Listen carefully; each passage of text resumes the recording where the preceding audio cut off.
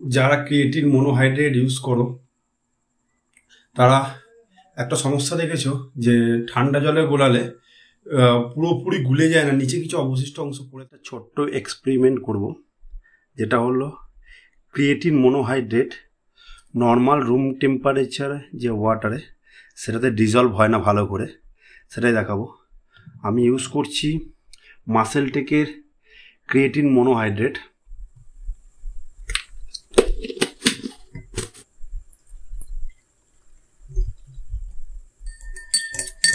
Creatine monohydrate normal room temperature ওয়াটারে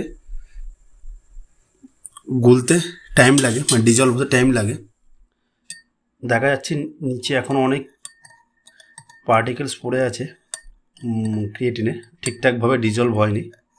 এক scoop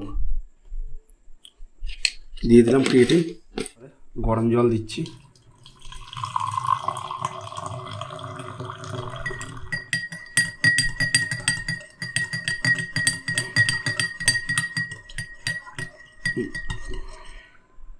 চলো দেখি যে কোনো অবশিষ্ট অংশ নিচে পড়ে আছে কি না। না, কোনো অবশিষ্ট অংশ আর নিচে পড়ে নেই, পুরো ডিজলভ হয়ে গেছে গরম জলে।